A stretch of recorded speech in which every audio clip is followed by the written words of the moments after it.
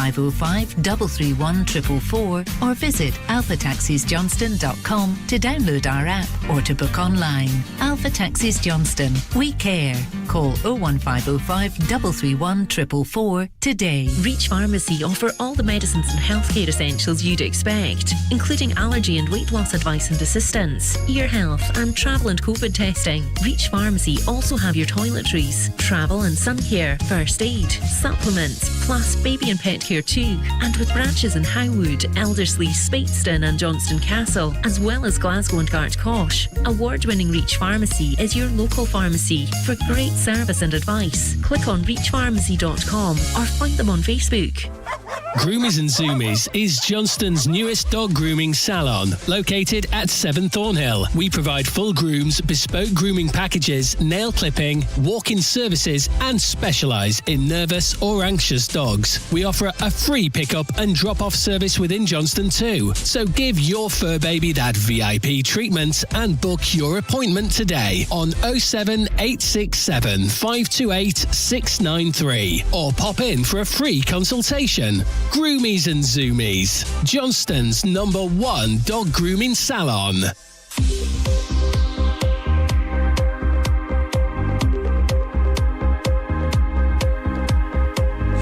Online, on your smart speaker, and now on our new app. Download today on Google Play and Apple Store. This is Johnson Sound News on the Hour. Welcome to today's news headlines from the Scottish Radio News team. I'm Alistair Connell. Plans to demolish old housing stock in Paisley as part of a major regeneration programme have now taken a step forward. 11 blocks will be knocked down at Ladyburn Street, Howard Street and McKerrell Street in the Seed Hill area of the town. The project will go ahead as intended after it was announced that Renfrewshire Council does not need prior approval for it. A Linwood mum says she is outraged after a member of staff at her son's school allegedly mocked the way he entered the building. Caroline Denver claims that she was left speechless by the apparent incident involving 15-year-old Logan in March. An investigation into the allegation, which concluded last month, failed to uncover any wrongdoing. The teenager, who has autism, was undergoing a period of reintegration to the town's Riverbrae school after an extended period away. This was because of a disagreement between the family and the school in 2023 when Carol Ann was arrested due to allegations of abuse towards Logan. Ward 36 at the Royal Alexandra Hospital will close in the coming weeks. NHS Greater Glasgow and Clyde has now confirmed. Health chiefs announced plans last year to close the ward and redirect its resources into a hospital-at-home service, which would see hospital-grade treatments administered in people's homes. Medics have said the elderly care ward will shut within weeks, representing a loss of 22 beds at the Paisley Hospital. A bid to transform an old church hall in Paisley's Fergusley Park into a thriving community hub could take a significant step forward next week.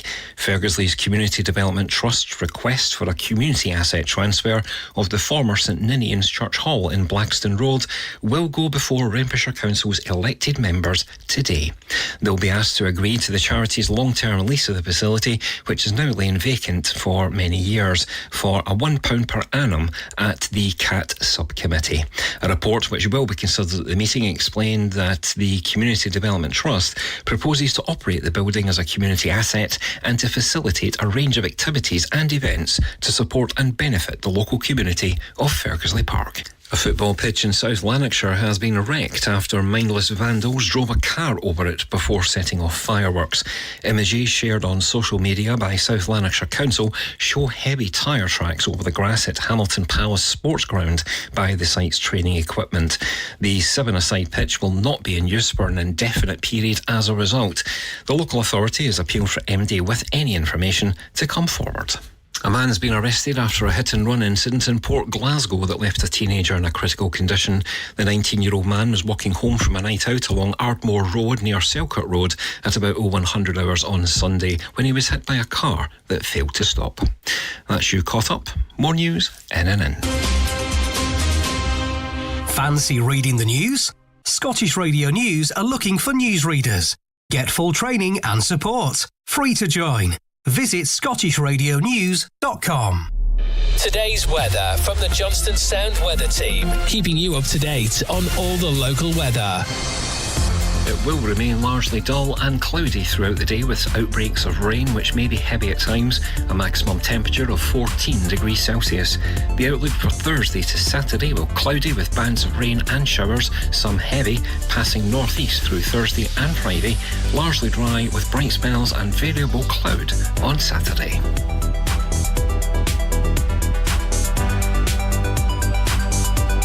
This is Johnstone Sound, your local online radio station for and at the heart of the Johnstone. Coming live from Johnstone Centre, it's time to bring you the latest results and fixtures from sports from all over Renfrewshire and beyond.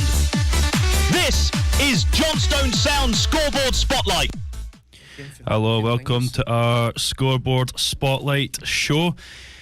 On tonight's show, we'll be talking about the latest Scotland call-ups, the goalie being one of them, with a 43-year-old Craig Gordon is in line to become the oldest player ever to represent his country if he features in either of his month's matches. And at long last, the nation's top scorer, Lawrence Shankland, has been called up. Also, we've also got live Champions League action on tonight, basically, and Davey will be keeping you up to date with all that throughout the show. But first, a wee pat in the back for everyone here at Scoreboard Spotlight. Tonight is our 40th show. Woohoo! It should have been last week. Yeah, we had some technical issues, guys. Stick Carly in first. But yeah, we just wanted to celebrate it professionally and properly. So this week, meaning supposedly last week, but this week it was our 40th show. So well done us. And in the studio tonight, as always, we've got Davy Welsh and Ricky Kelly. Hello. And we're also joined by a special guest, Sean Marner from the Sunday Night Mix Show. How are you doing? I'm alright, mate. I'm alright. I'm glad to be on. I'm missing the wee man. He would have loved to come along, but he's doing a wee bit of studying tonight for his exams. But yep, brilliant to be on, guys. Nice one. You better not be listening, Max. You better be studying. I think he's actually finished and he's away at the golfing range with my dad. So the first kind of news that's kind of striking to me is we're near enough going back to the international duties. We've got two big games coming ahead of us. We've got the Greece and Denmark game. I think Greece is the away to Athens and Denmark will be at home to Hampden. Can we see maybe 6 points? See, in the day, if we beat Greece, it's a final for us. That's the way it looks like. Get the points in Greece. Just anything goes in the final. We're already into the playoffs, so there's nothing to worry about. Even if we lose both of them, it doesn't matter. But if we do win this one, it is a big final to win and get there automatically. Honestly, I feel we'll do it. I don't know. I just have this thing. I feel it in my water that we'll do it. I think I don't know. Greece hammered us the last time. You're 3-0 convincingly. I think it's going to be a hard task. I think in international football, no matter who you're playing, it's always going to be tough, and Scotland always make it tough for themselves. You know what they're like. But when we think they'll do it, you always think we build it up. But let's be honest here. If we get a win in Greece, the atmosphere at Hampden is going to be absolutely rocking. So hopefully that will get us over the line against Denmark. That's it, and it's an all or nothing game. It's one of the games we don't expect to win it, but if we give ourselves a chance, there's every chance that something will happen. I think bringing Shankland back in's an absolute no-brainer. The guy's been on absolute fire this season for Hearts. Greeting for him all year, and I don't understand not having him in the squad. You've got to let the manager think it's his idea. That's the way he works. He's just an absolute. He's a goal machine when he plays in 9. I can't understand why Hearts last season played him in 10. He was totally nullified. So this season as Hearts are doing so well, Lawrence Shankland is obviously doing well himself, but definitely brilliant to see him back in the squad.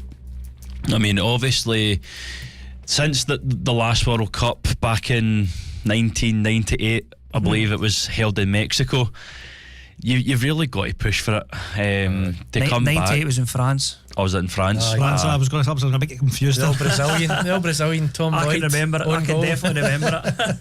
Because my boss let us go into the Elders Lane next door to watch Scotland against Brazil, and then he made us work an extra 2 hours. He didn't tell us. They played well, but that was some game. It was the valiant loser again, wasn't it? We were back in the game. Tom Boyd on goal was just came from nowhere. We looked a better team. It's a Scottish way. It is Scottish way. That's what makes me think I'm happy with a player. But see, just going on to the points, look at the midfield. I think that's our first ever. We're going every player is for a different league. So you've got Bournemouth, Bologna, Bournemouth, Napoli, Aston Villa, Norwich City, Napoli, Udinese. That's top quality leagues. Yeah, of course. Our midfield should be fighting for everything. Yeah, as I say, 6 points, no problem. I think the thing with Scotland is scoring goals. That's where we've been lacking. So we need to start scoring more goals. We need to get that boy Gannon Doak 1-on-1 with people. He destroys them. I don't know. I've not seen him much for Bournemouth this season. I don't know if he's playing, but even at international level, the boy's an absolute star, and he has to start for us. There's no doubt about that. He's still lacking a final ball for me, but he tears the defences apart. He gives them trouble, and I think that opens the door for us. A lot of times we've always relied on likes of Tierney in one wing, the boy used to play with Rangers, Patterson on the other wing. Yeah. They've not been doing it, so we need somebody like him to come in and absolutely open defences up, and he has been, but it's just that last ball. I was just checking there, Aaron Hickey's still in. He's a cracking player as well. He really does well for us down the right, because we lack that. I'm not saying that the guys that come in can't do a job, but Hickey gives us something different down there, an attacking threat as well as defending. I mean, it's as you say, Davey, with Shankland finally getting his call up for Scotland, as you did say, it was badly needed. Just looking at some of the kind of factual stuff on this kind of booklet, saying Lawrence Shankland leads the Scottish Premiership scoring charts with 7 goals and has 10 in all competitions this season. He's a goal machine. That's what we're missing. He is a goal machine. I think Steve Clarke has made a kind of right choice for once. I don't mind. He still has to put him in the squad though. He'll probably be a substitution coming in the last 10 minutes. I don't mind Dykes. Dykes and Adams do a good job, but they're no goal scorers, and that's what we are missing. He likes Adams. He does like. I think that's his favourite at the moment, and I think Adams will definitely start. But for me, Shankland's got to come off the bench if we need a goal. He's got to. Aye. I would start him. I would honestly start him. Apart from all the kind of Scotland team, because we're only trying to qualify, but for the ones that have qualified is obviously your hosts, which will be Canada, Mexico and United States. However, there is other teams confirmed that are also going to the World Cup. We've got Algeria, Cape Verde, Egypt, Ghana, Ivory Coast, Morocco, Senegal, South Africa, Tunisia. Then of course your kind of Asia side of the world, we've got Australia, Iran, Japan, Jordan, Qatar, Saudi Arabia, South Korea and Uzbekistan. That's it. I see. The thing is, the 2 teams that we'll get beat off, Cape Verde and Uzbekistan. If we make it, that's the standard that will beat us in the first game, and you're just like, where do we go for here after the first game? Draw with the favourites. Is it no also like 48 teams this year or something like that, isn't it? I think it's the biggest, isn't it? Do you know? I think no matter how big they make it, David, we always find a way to get put out. Remember the Euros? There was only 8 teams going out, and we were one of the 8 in the first one. We always find a way. And I think it gives a lot of teams like us a better chance of actually making it every time now. Yeah, being up to 48. But Ricky knows I'd do a sweep every time. This is my last time I'm doing it, and I get the wee Kinder eggs, get the wee shells for doing the draw. I'm pure. Get everybody feeding me these things. I was like, they get 48 times 2 this year, man. So if anybody's out there, I might donate some Kinder egg shells. I get them in. Get them into Johnstone. Apart from that, other countries, well, we've only got one in Europe, as we all know, England down south. Oceania, well, we've got like New Zealand, and then South America, we've got Argentina, Brazil, Colombia, Ecuador, Paraguay and Uruguay. But it's quite good to see some new break-ins into the World Cup, like Cape Verde, Jordan and Uzbekistan. Again, it doesn't strike to me as teams that will probably go far in the tournament, but the fact they have made it into the tournament, saying it's probably going to be looking quite bright for these teams, knowing that they can probably break into it again. It's definitely going to be amazing for them countries. It's the vibe you get even just in Scotland. We got to the Euros, it was fantastic. Everybody was happier for the whole month, even though we don't always do amazing. But even just them leading up to them 3 games, everybody is buzzing. They've got Scotland jerseys on, so imagine these countries will buy into it massively. Yeah, definitely. On to the kind of bigger chat about the League Cup. What a St Mirren season, by the way, getting to a final. Told you, see, their midfield is so strong. The 2 big boys in the midfield, they batter everybody. They've got a good solid unit right through the middle. They're good at scoring goals. They're great at defending. I think it's got to be a hard game for Celtic in the final, I must admit. I think they always give us a hard game. They can bully on midfield because they're so big. Like, see, for me, for St Mirren, it's like they deserve this. It's like they've been doing so well the last few years. It's like they need something to show their reward. I know they got into Europe, but they need something. They need a cup to show how well they've done. And I imagine Stephen Robinson at some point is probably going to go soon. I can't see him being about much longer. Maybe another year, maybe 2 at the most. The job Stevie Robinson's done is phenomenal for St Mirren. Let's not kid ourselves here. And I was honest. I thought Motherwell, the way they play football, the way they're trying to play football, would have beat St Mirren at Hampden with that big part. But honestly, that St Mirren, I watched the game and they were absolutely tremendous. He some people do have wee snipes at him about the way he plays football, but you know what? I love the way he plays football. He does what he can with the squad he's got, and he always buys players to fit his squad. He doesn't buy anybody that will play in a different formation. Always buys similar players, and they fit into his system perfectly. And they're a match for anybody. I as a Celtic fan or a Rangers fan, I would not want to play them. It's such a tough game. It kind of reminds me, we were talking off air about the France 98 World Cup. Do you remember Norway in it?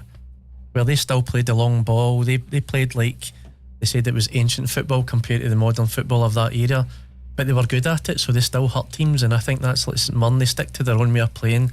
They're good at it, so they know they can hurt teams, and they've got the team to do it. That's the thing. Yeah. But I think Motherwell played such good football this season as well, but they just don't seem to be picking up results yet. I hope that guy I can't even remember his name. It's like a double barrel name, but I quite like the way Motherwell try and play football, but they need to get results now. They're not winning every week. The fans will eventually get fed up not winning. They love the football because I've heard them speak, and I've read stuff in the paper how much they love Motherwell's style of football. They need to start winning games. Do you know, it's insane that, I mean, they're still sitting 14 points. They're only a point behind third place, so they're still in it. You know what I mean? They had such a good start, and they've kind of drifted away. They're kind of up and down with the results, but they're still there and thereabouts. And like you say, they're playing good football, so they're in the mix. They did definitely, with the way they play football. If they get top 6 this season, I think they'll be happy with that. Definitely, the fans. And then, of course, the other semi-final was the Old Firm. Oh yes, Celtic and Rangers. You happy, Ricky? You happy? Cut his microphone. There is no controversy in that game, so just move on from that one. What would the Old Firm game be without some talking points? Exactly. Okay, I'm just loving Big Charlie greeting, mate. My cousin. Aye. The one thing that kind of strikes about me in that Old Firm was the red card against Asgard, but then you had the Celtic guy pretty much kicking the living daylights out of Jack Butland and got a jail free. I do think it was a red card, right? I must admit it was stupid and he shouldn't have kicked out. He made a melee as well, but it is a red card. But there's so many things in that game that it's not getting covered either. Should have been another red card with Cornelius. Aye. The penalty for a start, where the hell's Wilson meant to go? He's tucked his arms in. It's like, it's no grab the ball. Never a penalty for me. The ref pulled the ball back so many times when we took a free kick or a quick throw in when we were on the break, and he'd pull it back. It was just terrible. So it wasn't just for one team, it was terrible for everybody. It's just one of the shows I've always consistently talked about in this show over the good number of weeks now, is that YouTube series about the FAR, about Willie Collum and how he thinks about each challenge. Alright, has that been out yet? I'm not actually sure. I think he's chucked after this week. I would need to check that, but some of his stuff is quite interesting. I was listening to something during the week, and they said that you tend to cover that during the international break. So if there's going to be a YouTube video about it, it'll be during then. That'll be interesting. See, the thing is with the decisions, I'm a Celtic man, and I do agree. I think Trusty probably should have been sent off. With Celtic definitely got away with one there. On the other hand, Cornelius, it's a dangerous one. It's making the ref make a decision. It could have been a sending off. it might not have been, but for the first time in a wee while, Celtic under O'Neill looked an absolute different team. I'm not getting carried away because everybody's give him a contract and all that. No, he's played 2 games and these young boys have scored a couple of goals in these games. It can go the other way quite quickly. Everybody knows that in this country, but even Rangers down to 10 men really went for it in the second half. They didn't sit back, whereas that game at the start of the year, I think most people turned it off. It was so bad. Both of them with a change of manager, their whole outlook in the game and the intensity is back definitely for the both teams, which is encouraging for this title race, because Hearts been so far ahead and Celtic and Rangers try to claw them back. It's just going to be entertainment in Scotland. It's going to be one of the best leagues you've ever watched in Scottish football this year. I hope so. I hope Hearts don't totally collapse at one point, because the pressure, as we've been talking about, builds as the more the season goes on. And if Celtic and Rangers start clawing back wee points here and there, they could just collapse like Aberdeen last year. The difference is they've got a good cushion to keep going, but they seem to be grinding out results and then hammering teams, and they seem to be playing well, so we'll see how far it was last year when Aberdeen was doing so well, but Celtic were up with them. That was the thing. Celtic still kept up. This year Hearts have got that. Everybody felt Aberdeen was going to break away, and they did.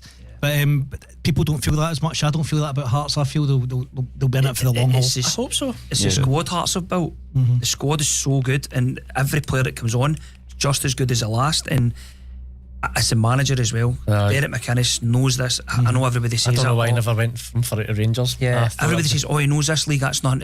Derek McInnes has worked in Scottish football for years.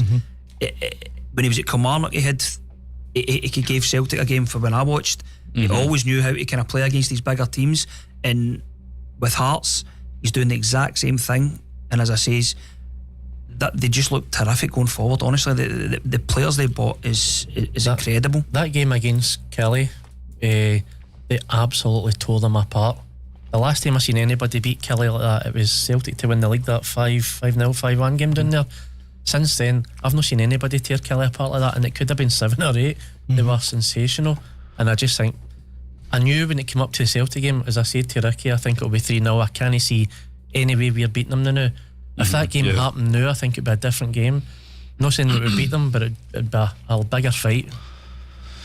Aye, I mean, while we're on the subject about Rangers, I do have a wee soft spot for Danny Rowe. He came into the job. Danny Rowe. No, I mean, I do give that's how I feel full respects to him, because it's not his team that he's currently managing he's under. Inherited. I think he'll do well. I do. Yeah, he actually has done really well, gaining them, I think, so far 2 wins so far since he's into the job. Well, like we spoke about with Clement and then on to Russell, you've got to give them time. It's alright at the start because you get that bounce after the players, something to play for. It's a new manager, I may get my spot, you get that lift, but it doesn't last that long, so you've got to keep that within the team and keep going, keep fighting.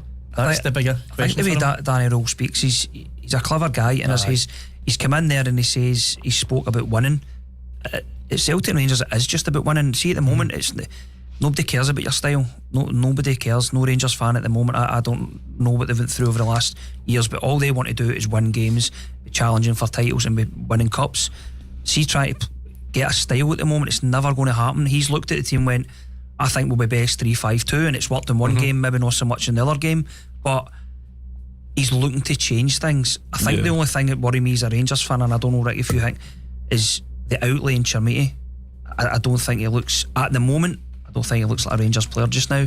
No, but I would agree with you on that. It definitely doesn't.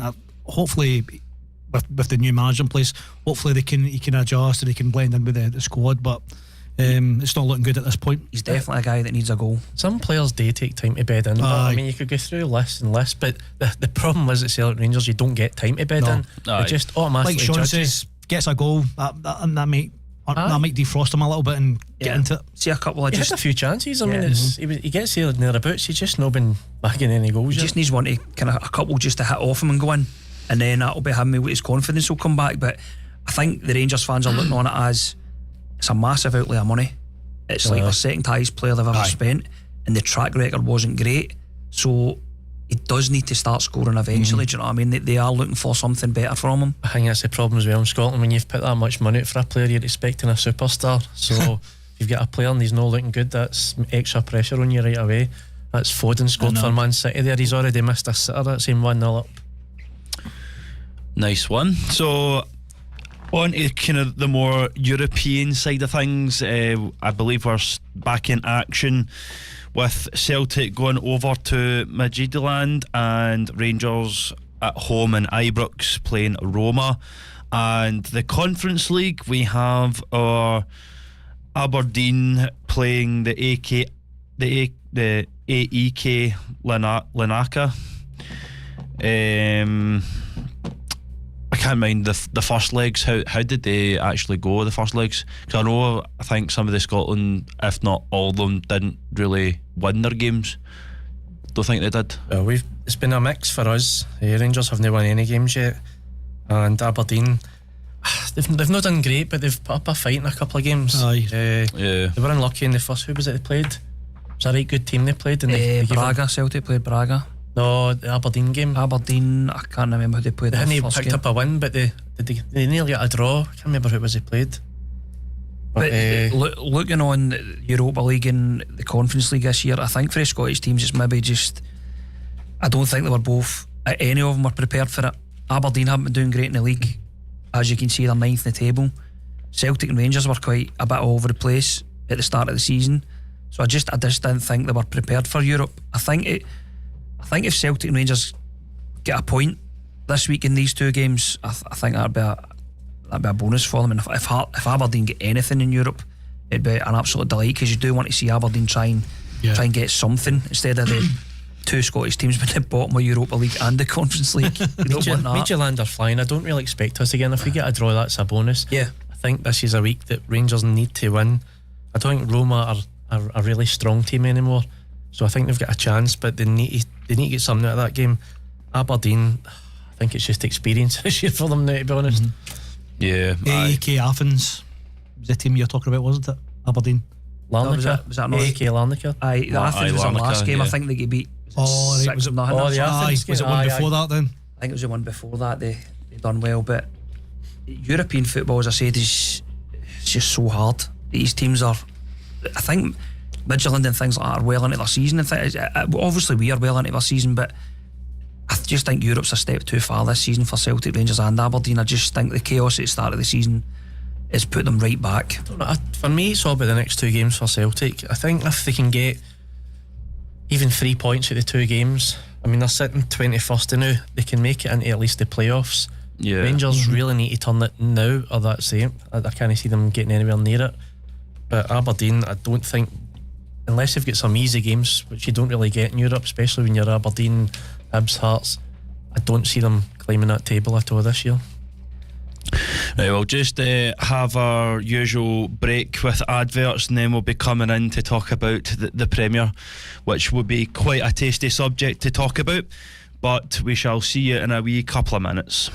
This is Johnstone Sound, your local online radio station for and at the heart of the Johnstone community. Johnstone Sound is proudly sponsored by Alpha Taxis, Johnstone's #1 taxi company. For a fast, efficient and friendly service, call Alpha Taxis now on 01505 331 444 or download the app from the app stores. Johnstone Borough FC are starting a community grub and games night beginning August 19th at Keeney Park from 6:30pm. The club realise a lot of people are struggling just now financially and emotionally and would like to help and do their bit for the community.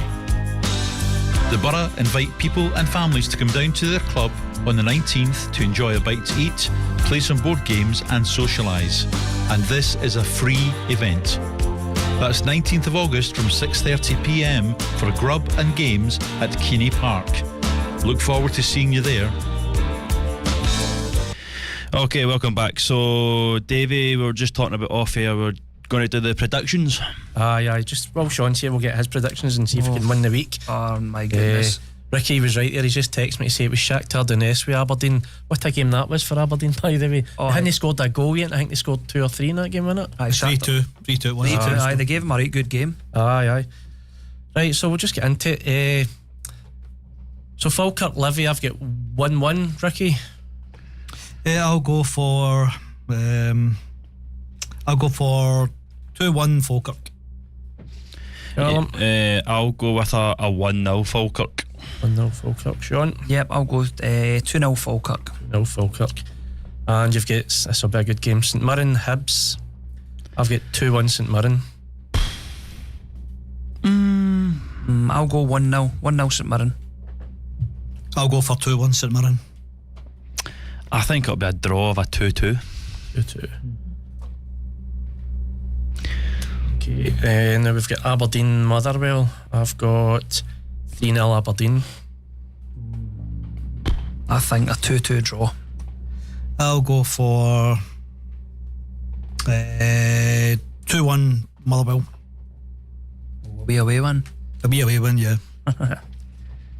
Yeah, I'll go with a 2-0 win for Motherwell. Motherwell on the bounce back. They're on the way back after getting beat in the cup. That's them. See, I just think Aberdeen have starting to get a bit of form together. Dundee Rangers. I've got 2-1 Rangers. I'm going 2-0 Rangers, I think. I'll go for 2-0 Rangers as well. I'll go with 3-0 Rangers. Dundee are decent at home right enough, aren't they, Davey? Aye, they're a hard team to beat up there. They've on it for years now. Hearts Dundee United. I'm going 3-1 Hearts. Aye. Yeah, 2-0 Hearts. I'll go for 2-2. Ooh, controversial. Getting clawed back a bit, getting the points clawed back, are we? Yep. I think it'll be a 3-1 Hearts. Did you say 2-0? Sure now. Yes, 2-0 Hearts, yep. Celtic v Kelly. I've got 4-1 Celtic. I think 3-0 Celtic. I'll go for 2-0 Celtic. Again, it's been quite difficult for Celtic's season so far, trying to break teams. I'm going to be 2-1 to Celtic. Yeah, I think it'll be quite a tough game. Are you thinking obviously games like Falkirk kind of come out and play a wee bit, whereas Kilmarnock will sit in a wee bit, and that's I think Celtic so. do struggle, but I just think Kelly are really struggling for form now. Celtic have got a buzz about them. It's at home. They have the home fans here. I think they'll destroy them, to be honest. It should be that, Davey. On paper it should be that, but we don't play football on paper. No, that's it. Dunfermline v St Johnstone. 4-2 St Johnstone. Oh, right. Championship, jeez. 2-1 St Johnstone. This is a Friday night game as well, isn't it? Aye. Sorry, you're going to Airdrie Partick first? Aye, Friday that's a night. Friday, aye. I've got 3-0 Partick. 2-1 Partick for me. I'll go for 2-1 Partick. It sounds like I'm copying you. Great minds. I'll go with a 3-1 Partick. And the Dunfermline St Johnstone. I'm 4-2 St Johnstone. 2-1 St Johnstone for me. I'll go for 2-0 St Johnstone. I'll go 4-0 St Johnstone. You like a lot of goals, Callum, don't you? Oh yeah. Well, it's like you said off air though when we started. I think the championship is quite a competitive. It's all about the goals. I've backed Arbroath nearly every single week. 1 week they're winning 4-0, next time they're getting beat 3-1. It's so unpredictable. It really is. The leagues, as you're always going to lose your cup in the championship. Aye. So Morton v Arbroath. I've got 2-1 Arbroath. Aye, I'll go with that 2-1 Arbroath as well. I'll get 1-0 Arbroath. It's got to be a slow and boring game. It will be. Aye, I'm going to don't entertain that much. I'm going to be along the lines with yourself, Ricky. I'm going to be guessing a 1-1 draw. Queen's Park versus Wraith. 0-0 Bore. I'll go 1-1. There we go. 1-1 draw. I'll go for 1-0 to Queen's Park. I'll go for 1-0 for Wraith. I like this. Do you think we'll get any? Do you think between us we could put a coupon on and get any of them right? Do you know? What's it been like? The last few weeks has been like 5 and 4 points each, right? See if you go back about 4 weeks ago, I had 20 points or something like that before the Sunday. just what's it like? Callum's had a few as well. Where one night he's had maybe 3 or 4 bang on. That's a crazy season. Ross County v Ayr, I've went 2 each. I think 2-1 Ayr United. I'll go for 2-1 Ross County. Yeah, the fact that Ross County hasn't really been quite consistent with their games, I'm probably going to be persuaded with Ayr United with a 2-0 win for Ayr. That's 2-0 to Man City now, Davey. It's Bayern Munich. It was Haaland that scored. So we're going to do the thingies as well. The 3 European games. Okay. Alright. I'm going to go 2-1 Midtjylland against Celtic. I'm going a hopeful 1-1. I'll go for 2-2. Does this go to penalties? No, is it just it's the league system? Right. So it is. I'll probably go with a 1-1 draw. There's Callum. If it's not the Lone Leagues in Clydebank, he doesn't know. Rangers v Roma, I've went 1 each. Ooh. Yeah, I'll agree with that. 1 each. Both European ones are 1 each. I'll go for 2-1 Rangers. Chermiti. It's a tough one because I fancy it. Chermiti with a goal. What's that? Chermiti with a goal. Hopefully. Get him going. Aye. A wee European goal from that would be good. That'd be good. Rangers versus Roma, I'll probably go with a 2-0 Roma. You know. Turn his microphone down now. What did you say, Sean? 2-1? No, 1 each. 1 each. Rangers Roma. Rangers Roma 1 each. And the last one, ASK Larnaca versus Aberdeen. 2-0 to Larnaca for me. Yeah, I'm not on any high 2-0 hopes. Larnaca for me as well. I think it could be quite a landslide. I think it could probably be a 4-0 job to Larnaca. You're not putting down Aberdeen. You've got them for the league. I know. I know. It was because, like we said a couple of minutes ago, like Aberdeen had such a good form last season. I can see where they won. I was like, well, maybe they might do it again, but they won the Scottish Cup, and you've seen how crazy Celtic and Rangers' pre-season was. Yeah. Don't blame you, to be fair, choosing somebody else. I thought I said at the time I thought he'd have went Hearts if anybody else, but because Hearts had a really strong finish to the season last year. But he went to Aberdeen and he's stuck with it. And good man. Stick by your guns, Callum. You'll not be buying an inflatable sheep anytime soon. Aye, so the Premiership results from last week, we had Falkirk versus Kilmarnock. It was a 3-1 Falkirk there. Hearts comfortably winning 4-0 against Dundee, and Livingston drawing 2-2 with Hibs. That's some result for Livingston. I must admit that they are just, I know they're bottom of that league, but they will pick up points at home on that park.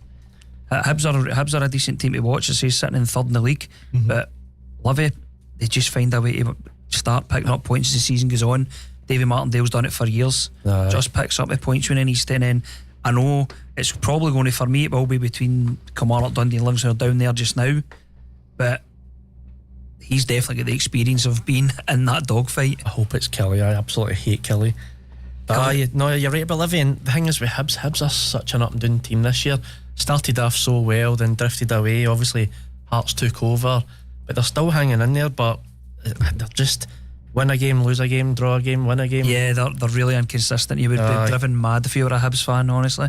But the big boy Bowie was at the start of I watched them in the European games and they were tremendous in England, and they were so unlucky, and we always say this as Scottish fans and Scottish teams, but they were really unlucky. I think they conceded 2 last minute goals. Their games were good to watch, they really were. Aye, they were excellent, and as I say, I just hope they have a good season because they put so much into that. But again, if you look at, for 3rd, 4th, 5th, 6th and 7th, there's only 2 points between them. It's really, really tight in the league this year. Yeah, no, definitely. From one of the last week's game, I think this week, today since last week, Rangers played Hibs, but I do have a wee little reaction video for you guys that are listening in. So this was Danny Rowe. I'm assuming he's probably one of his first ever match interviews, but we'll hear him what he has to say and we'll come and discuss it. It's back-to-back league wins for the first time this season as well. Can that only help build the momentum? Yeah, we hope so. I think this is always important to have the first win, the second win. We spoke about small step. Today was a next step. For me, other step, because today I saw a team who is really running for each other, to be unit, to be connected, and have also the fighting spirit, and this was fantastic to see. And the next step is Hampden on Sunday against a Celtic team who look as if they're a little bit rejuvenated tonight with an easy win against Falkirk. Yeah, of course, it will be a great game. I think I'm very excited for this game, and we go now with 2 wins in a row. I think that gives us a lot of self-confidence, and we will make a good game. My boys are ready for this. You feel this in the locker room at the moment, and this is what we create in the last 2 games. Is it games like this on Sunday? Is that the reason why you come to a club like Glasgow Rangers? Yeah, I think there's a lot of reasons why I'm here now, but this is of course one of the reasons. Yeah, we spoke about, or I spoke in the last. I want to win titles. It's a good opportunity. It's a tough place, and it will be a tough game. But I'm very happy now how we improved from last Thursday in during the last 6 days as a group, and this is great. There we go. What do we think? I think he's a well-spoken manager. The Germans are always super efficient at everything. I do think he's going to do well with Rangers. He will tidy the place up for me. He's only 36, 37, young guy, second job. I spoke to a guy who was a Sheffield Wednesday fan, said he worked wonders down there, and then the club were selling players for under his feet, and that's when it all went a bit Pete Tong, but they loved him. So I just think he'll sort Rangers out, but it all depends on what's happening behind the background in Rangers. For me, there's a confidence problem, there's a kind of attitude problem as well, must be, because different managers been the same results, so we'll see if we can change it. Yeah. Up to the kind of upcoming fixtures for this Saturday, the 8th of November, Falkirk will be at home against Livingston, and St Mirren will be playing Hibs, and these times are all 3 o'clock kickoffs for Saturday. And on the Sunday, the day after, Aberdeen will play Motherwell.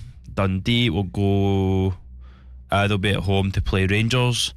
Hearts will be playing at Dundee United, and those games are 3 o'clock, but there's a 4 o'clock kick-off on Sunday, which will be the Celtic versus Kilmarnock. See, just touching on that Danny Rowe kind of thing, I think I'm agreeing with Davey. I definitely think he will tidy up Rangers and make them a more solid unit, but I don't know about the quality of player that Rangers have brought in, if they're going to be able to progress the way they want to. They've dipped into the Championship a lot, and I don't know if, I'll be honest, I don't know if these boys know what it is to play for a team like Rangers. Do you know what I mean? The pressures is unbelievable. There's no Celtic and Rangers, there's no other pressure you'll get like it. Even if you're playing Real Madrid, you're expected to win. No matter who you're playing, Celtic and Rangers fans turn up every week expecting to win, and some people can't handle that pressure. I think Rangers have dipped into the Championship quite a bit.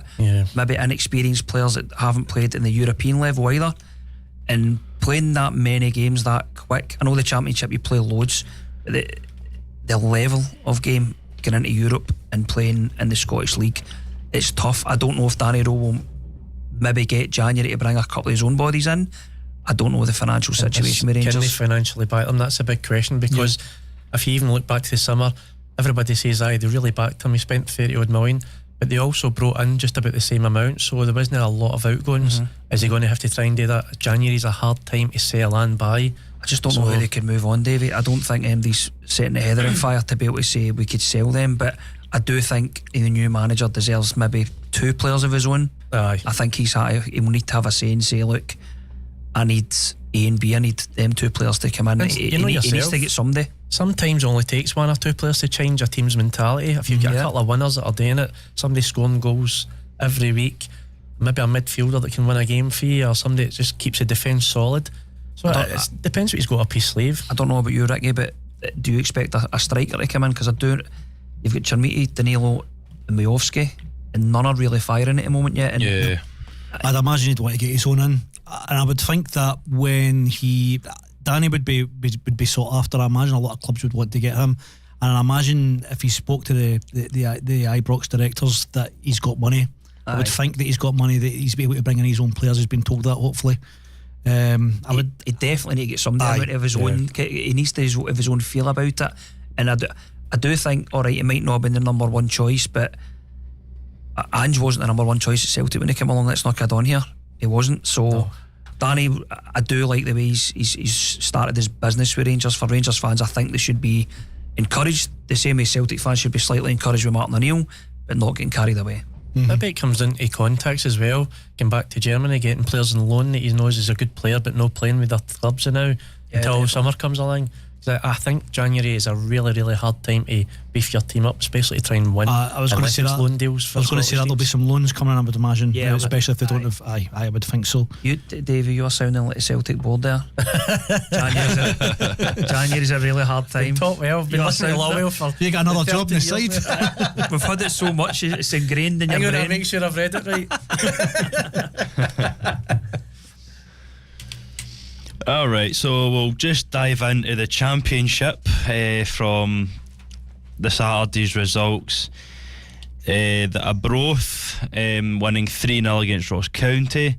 Partick Thistle winning 5-0 against Queen's Park. Wraith Rovers drew 1-1 with Greenock Morton. But there is more games. Wraith Rovers, they drew 1-1 with Morton. And St Johnstone winning 3-0 against Airdrie. I don't know what happened there, Ricky. That's not like me to make a mistake. Missed a couple of fixtures out, Ricky. What's he done? I missed that. So he's got the first three: Arbroath versus Ross County, Partick Thistle versus Queen's Park, and Wraith Rovers with Greenock Morton. Yep. But we forgot it's only the one actually. The St Johnstone versus Airdrie. We've not got. So there we go. Come on, Ricky, look that up and tell us. What was the result, Ricky? just looking at on the BBC. St Johnstone versus Ronins. It was Airdrie. It was St Johnstone 3, Airdrie 0. So I love a wee sexy mistake by Ricky. At least one a week. It's like a competition. well done. You got a Johnstone sound mug. do you get pulled up on every show if you make a mistake? Because Max does to me all the time. You get pulled up on every show, no matter what one you're on. There's that many that will have our best bits at the end of the season. A fun one. That's the programme for the night. So yeah, there we go. And on to the fixtures for this week. We've got Friday night football, the 7th. At 7:45 kickoff, we have Airdronians versus Partick Thistle, which will also be live coverage on BBC Scotland and the BBC iPlayer, which will be quite good. And on the Saturday, we've got Dunfermline Athletic at home to St Johnstone. Greenock Morton will be at home against Arbroath. Queen's Park will be at home against Wraith Rovers, and Ross County will be at home against Ayr United. I've watched a few of the Championship games on a Friday night, and most of them have been really good. The entertainment's been excellent. Watched a few. I think Dunfermline played a couple of weeks ago. That's right. I watched that one. I says they are good entertainment. As I says, it's always close games. The Championship, as we were talking off air, is just it's the hardest league in the world to predict. Honestly, the so quality's hard. no the greatest, but they're all the same kind of level, so you get entertainment out of it. That's definitely St Johnstone and Partick Thistle. I think will probably be the two going for the title anyway. They seem to be the form teams. Partick Thistle would be my Championship team. I've always liked Partick Thistle. I've been to a few other games. I've got friends that are Partick Thistle fans. Have you been this season? Not to Partick Thistle. No, this season. No, I've just been in general of even when they weren't doing that well. What he's trying to say, Sean, is Partick's his big team. Very good. To be honest, from what I've been hearing on other things, is that Thistle are playing some really good football under Mark Wilson. I don't know if I've not seen them much, so I might tune in on Friday night if we watch that. And I must admit, I laughed when I seen he was a manager. Mark Wilson. I thought, what the hell's he got? But he's done well. I had Arbroath to win this. They're kind of starting to fade away now, but you never know. Dunfermline as well. Dunfermline and Ayr thought would have been higher up and challenging.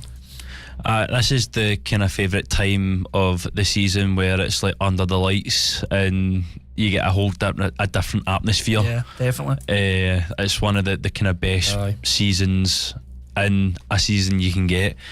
Apart from that, with obviously being the summer, determine if you're going to be one of the teams to maybe go up to do a playoff or whatever. What do you think of the playoffs? I must admit, I do quite like it, but I think it's very unfair in a team that's. I hate it because a few finish second and you've got 14 points more than fourth, and then fourth go up because they're playoff. I hate it. I just think you play it all season for a long hard slog in the league to then get hammered. I know, but it happens and it is entertainment. But for me, for entertainment it's great, but for the actual teams, say I was doing it right now, I would have Dundee playing Dunfermline and Arbroath and Partick Thistle in a semi-final, and then straight to a final. See, instead of them playing the 4 games that they play, should have a 2 semi-finals and then a final and a final at Hampden or something. Take the way they do it down south a wee bit, I think would be a bit more entertainment. I think it's really unfair on the 4th team in the Championship to play all them games. I think I was moaning about that at the end of last season as well. I just think, because I can't remember who it was, but somebody missed out and they were about 12-13 points ahead, and you're like, that must kill you as a player. Like, we've hammered them all season, but they've beat us in the playoffs and we're out. It's just doesn't sit right with me. I do think that the entertainment's quite good, right enough. It is, but I just think you'd be raging. You would, I mean, even if you're a manager, you're like, what a season, man, we could go up here, and then all of a sudden you're like, what was the point? If it was up to me, I would put just 2 up, 2 down, that sort of thing, just straight up, straight down. They all way. The West of Scotland football leagues there, 3 up, 3 down. That's just it. That's it. Fair dues. And the League One, we've got Alloa Athletic winning 3-0 against Kelty Hearts. Cove Rangers lost at home to Peterhead 2-1. East Fife were drew 1-1 with Hamilton Academicals. Inverness CT winning 1-0 against Montrose, and Queen of the South drew 1-1 with Stenhousemuir. So again, it's these difficult clubs that are a wee bit in a financial problem with deduction points and whatnot, still doing quite well. Do you know, I feel for Cali, because I still think they could be sanctioned with more points off them, and the fact that they're sitting 23 points top of the league with a 5-point deduction is unbelievable. But there's still that hanging over their head that they could actually go to the game. Yeah, no, I agree. With what was Hamilton's for again? Do you know? Was it ineligible players or something like that? Was it? That was only the other week they lost their 5 points. That was just recent. Hamilton are really struggling for the times. For the times they produce some great footballers that have went on to bigger careers, they're really struggling. And I feel for them, because they always do give their youth a chance. They're a club that always gives them a chance. So you want to see them teams doing a wee bit better. It's unfortunate the position they're in. I think Cali, Hamilton and Dumbarton are in serious danger of going out the game through this season. Yeah. Aye, Dumbarton as well, yeah. They've had to move stadium a lot because they can't afford to play at their own stadium. I was about to say, like, Hamilton have had quite a difficult period quite recently. They've had to, as you say, relocate to, was it Broadwood? Aye. They're playing at Broadwood and Clyde are playing at Hamilton. I think they've switched stadiums. Crazy, isn't it? I think they've actually switched stadiums, Carl. I think they're playing at each other's stadium. I'm sure I've heard that, maybe not, but maybe Ricky could check that. There's so many playing at Broadwood now. I think the Scottish women are about to move to the Rain, was it? But they're playing there now. I think there's 4 teams all in playing at Broadwood now, and obviously it's a council run stadium that you can rent. Yeah, and so can play. Obviously it's good for finances, but taking your team away from their home because you can't afford to hang me anymore, it's drastic. Hamilton and Cumbernauld Colts, it just says. Play at Broadwood. Aye. Is Glasgow City with ladies left then? I think Glasgow City were getting their own place, but were they Peters Hill? I can't mind. I think they were Peters Hill. Sure. I know they were there for a few years, but they were talking about getting their own place, so hopefully that's already in place now. The upcoming fixtures for Saturday, all games are 3 o'clock kickoffs. We've got Hamilton Academicals at home against Petershead. Inverness CT will be playing Cove Rangers. Montrose versus Alloa Athletic. Queen of the South will play East Fife, and Stenhousemuir will be at home versus Kelty Hearts. And again, it would be quite interesting, because I think Steny, especially home games, can be quite difficult for teams to travel away to try and bring points. So with them playing Kelty Hearts, and they're currently 9th, it's going to be a bit of a battle for them. And last but not least, and see this one, Ricky, I need you to look this up, because this is doing my head in every single week. What is it? still get Edinburgh City here now. They've obviously lost 15 points, right? Right. But it's still sitting in this league system with 0 wins. How is that possible? We definitely have looked that up before. I'll find the answer again. Because they must have 18 points, but 15 deducted. Aye, because remember I just presumed it was one of my typos or something. Aye. And it was right. Oh, you're getting that again, mate. Right, lads, I'll have to shoot. So thanks so much for having me on this show tonight. All right, guys. Anytime. Hopefully next time we can have Max with us as well. Yes, I'll get him when he's not studying hard. But, thanks, guys. All the best Thanks to the very show, much. lads. Thanks. Right, See you later. Right, so as follows from League 2, we've got Clyde winning 3-1 against Dumbarton, Elgin City winning 2-0 against Annan Athletic, the Spartans winning 2-1 against East Kilbride, Stirling Albion lost 1-0 to Edinburgh City, and Stranraer winning 3-1 against Forfar Athletic. And there you go, Edinburgh City had won and there's still no a win on the league. I don't understand why they're doing that. If it's just to tally up with the points system and no showing it or what. And then just quickly before we move on to some songs and whatnot, we've got the fixtures with Clyde versus Stranraer, Dumbarton at home to Annan Athletic, East Kilbride will play Stirling Albion, and Edinburgh City will play Elgin City, and Forfar Athletic will play the Spartans. And that's basically our first hour of the show, pretty much wrapping up to an end. So we'll be coming back for the Lowland Leagues. Exactly, the Lowland Leagues. And his voice change, you could tell. And I've even made you a double page. And of course, not to forget the green versity of the West football of Scotland. So that's beneath him now. Yeah. Well, hopefully we'll be up to join you next year. That's the end of this season. I could see it. I mean, hopefully if Murdo does well.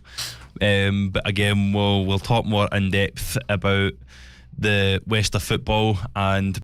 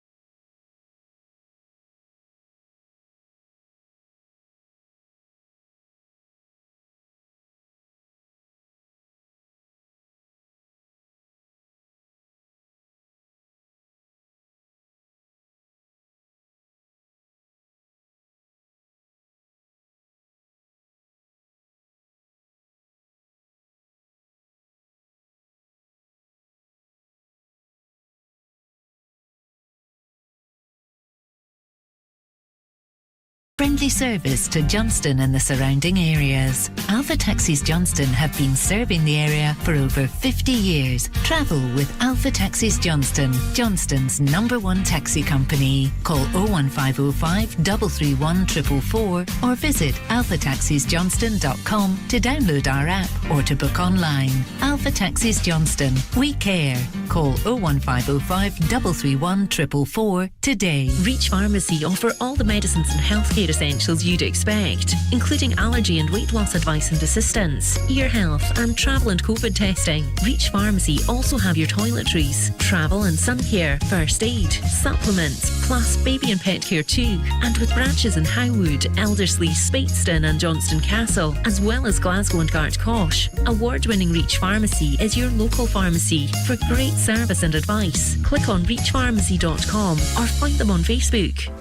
Groomies and Zoomies is Johnstone's newest dog grooming salon, located at 7 Thornhill. We provide full grooms, bespoke grooming packages, nail clipping, walk-in services, and specialise in nervous or anxious dogs. We offer a free pick-up and drop-off service within Johnstone too. So give your fur baby that VIP treatment and book your appointment today on 07867 528 693 or pop in for a free consultation. Groomies and Zoomies, Johnstone's #1 dog grooming salon.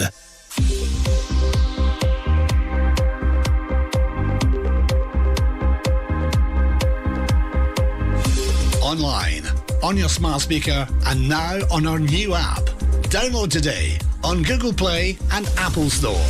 This is Johnstone Sound News on the Hour. Welcome to today's news headlines from the Scottish Radio News team. I'm Alistair Connell. Plans to demolish old housing stock in Paisley as part of a major regeneration programme have now taken a step forward. 11 blocks will be knocked down at Ladyburn Street, Howard Street and McCarroll Street in the Seed Hill area of the town.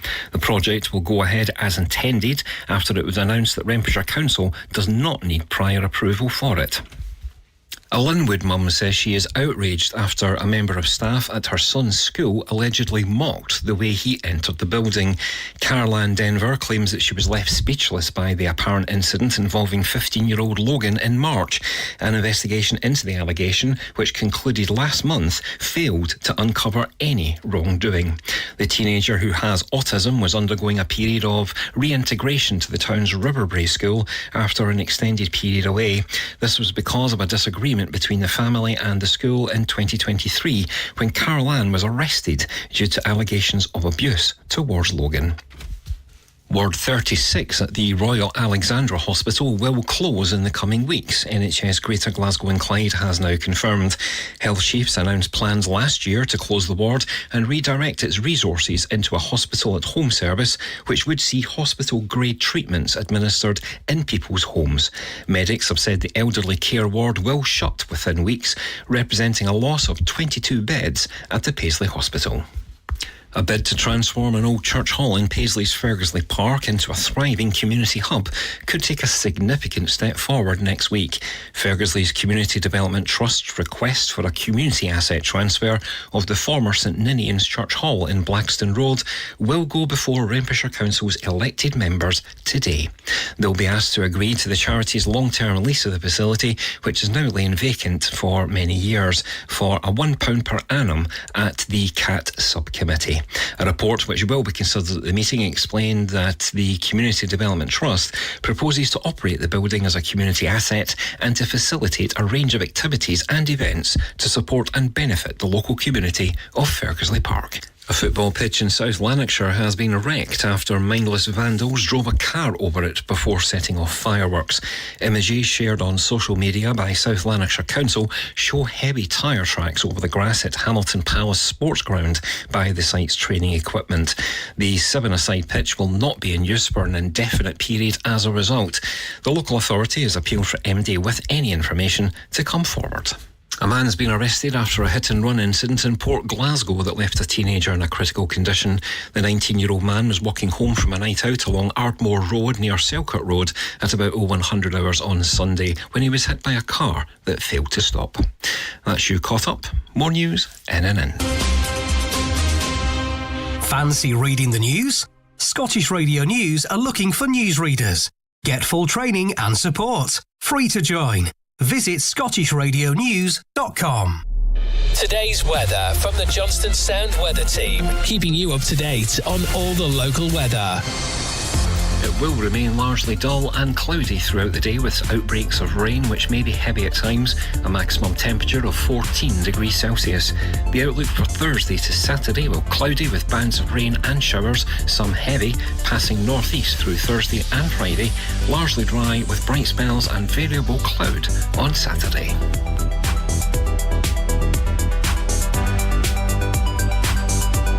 This is Johnstone Sound, your local online radio station for and at the heart of the Johnstone Coming live from Johnstone Centre, it's time to bring you the latest results and fixtures from sports from all over Renfrewshire and beyond. This is Johnstone Sound Scoreboard Spotlight. Welcome back to our Scoreboard Spotlight for the second hour. I love that wee tune in the jingle. Aye. Ah, it's great, isn't it? Is it Levi? What's it called again? Levi Heron or something? It's I can't remember what the song's called. Oh, come on, you. I can't remember who we're up to. to. You pick it on the JSX every single week. So I like it, Ricky, how you've got the so-called the double sheets for the Lowland League. It's pretty amazing. I no wonder with all the fixtures they've got. They're always playing during the week. Aye, that's one of the beauties about the Lowland League. It's because some of the B teams and all that play like Friday nights and stuff like that. So so the Lowland League results from the weekend: we had Berwick Rangers winning 3-1 against Linlithgow Rose, Bowness United winning 3-1 against the Hearts of Midlothian B, Bonnyrigg Rose winning 2-0 against the Civil Service Strollers, Clydebank tore Celtic B apart 4-0. Cowdenbeath drew 2-2 with Gallifreydine Rovers. Cumbernauld Colts winning only 1-0 against Broxburn Athletic. East Stirlingshire losing 2-3 to Gretna 2008s. And Trinent winning 5-2 against University of Stirling. And some midweek games. The Tuesday we had Berwick Rangers losing 1-4 to the Caledonian Braves. Cumbernauld Colts winning 3-2 against East Stirlingshire. Linlithgow Rose bounced back with a 1-2-1 against Albion Rovers. Trinent winning 4-0 against the Civil Service Strollers. And Gretna 2008s drew 2-2 with University of Stirling. There we go. So currently, as it stands with the league table, with between Clydebank and Linlithgow, they've both played 15, both won 11 games. Clydebank have drew 3, Linlithgow have drew 0, and Clydebank have only lost 1 game, and Linlithgow have only lost 4. So Clydebank are on 36 points, and Linlithgow Rose are on 33 points. So they're 3 points clear from Linlithgow, with next week's games coming up on the Friday with Hearts of Midlothian B versus East Stirlingshire at 7:45. And this week's Saturday we've got Celtic B playing Albion Rovers at 3 o'clock. Bowness United versus Gallifreydine Rovers. Broxburn Athletic will play Clydebank. Caledonian Braves will play Bonnyrigg Rose. Civil Service Strollers will play Cowdenbeath. Gretna 2008s will play Cumbernauld Colts. Linlithgow Rose will play Trinent, and University of Stirling will play Berwick Rangers. And all these games for Saturday are all 3 o'clock kickoffs. So, which then means you've got a wee thing here saying Clydebank strengthened their position at the top of the league, Lowland League, with a comfortable 4-0 against Celtic B at home park, keeping them 3 points clear of Linlithgow Rose, who slipped up with a 3-1 defeat away to Berwick Rangers. Trinent and Broxburn Athletic both recorded big home wins to stay within touching distance of the leaders. At the other end, however, Gretna 2008s picked up a vital 3 points in a 3-2 victory against East Stirlingshire, closing the gap on the teams above them. Bonnyrigg Rose and Bo'ness United also keep their playoff hopes alive with strong wins.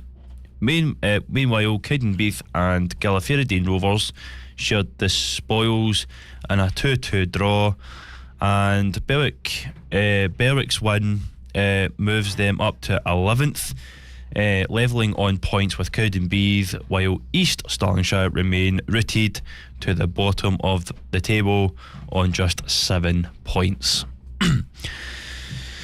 So it seems to be safe. I keep forgetting there's no relegation. What am I talking about? I know it's going to be such a weird season. Yeah, with the new construction of the pyramid between the so-called Lowland West and Lowland East, basically just domino effects practically nearly every league from Lowland League below, which is all your West, and maybe not so much affected by the East, but to fill in gaps and whatnot, I think some of the East teams will be in the East side as well, which probably gives the West a bit of a good opportunity to see what the Lowland League's all about. For likes of the local side, the Johnstone Borough, if they do make it within, I believe, the top 8. If? You mean when? Well, on paper, as it sits now, they're not anywhere near it. They're coming for it, don't you worry. I agree. But on paper, I do at some point expect the Borough to, redeem itself at some point throughout the season to just hopefully comfortably be within the top 8 mark. Yeah. Is there any requirements that Borough still need for say a Lowland League? I'm not sure actually, but I don't think so. But they're obviously going to be upgrading anyway. But I suppose you could always get Brian back in. I think they need the floodlights. I think that's floodlights. That'll be done for next year as well as the park is. I'm led to believe, but I think everything's in place for it now. And I just want to say, I text Ricky through the week. I was reading this. This is quite an interesting stat. The top 5 of the Scottish Lowland League are all from the west of Scotland. That's right, yeah. And it shows you how strong the west of Scotland Exactly. FITBA is, and it means that the 6 or 8 teams what's coming up next year can look at that and see they've got a chance to jump even higher in the next few years. Yeah, I've always said there's always good talent in the west side of Scotland. It's just been unfortunately with the chewed up West Premier Division system. Yeah. Back in the day when Beath pretty much ran away with it for 2-3 seasons and couldn't go up because they didn't have the licence and all the agreements to go up. So it was basically all the West that just kind of it's the one thing up. about the pyramid system that I still don't agree with. I know what they're trying to do, but excuse me, you've got to put it on perspective. You can't expect teams at this level to just get a money tree, start pinging these things up left, right and centre. It's a lot of money involved, and it's kind of stopping players signing for certain teams. If they can't go up, they'll be like, well, there's no point signing for you, I'll just go to them. Yeah. So it kind of puts a dampener on a lot of teams still. But it's going to be interesting as well. I remember when Mark McGee was in, we were talking about how the amateur league is basically failing and it's about to collapse, and they're all jumping up to the juniors now like they did. Yeah. And if that does happen, the lowest point of FITBA is going to be the bottom league of junior FITBA. That's pretty scary. Yeah, of course. I've had a wee bit of some kind of insights with Claybank regarding news. There's some of their what do you call them? I wouldn't say signings, but they're loans. We've had a boy from Arbroath, I believe. His name's Rocco. He's actually had quite a good start to Claybank's kind of loan, but I hopefully with a lot of encouragement and the fans' money, because we're a fan-based club, hopefully with the money that we've got in Clydebank, we can hopefully maybe sign him. Hopefully, because I think it is a broth that you might be hopeful there.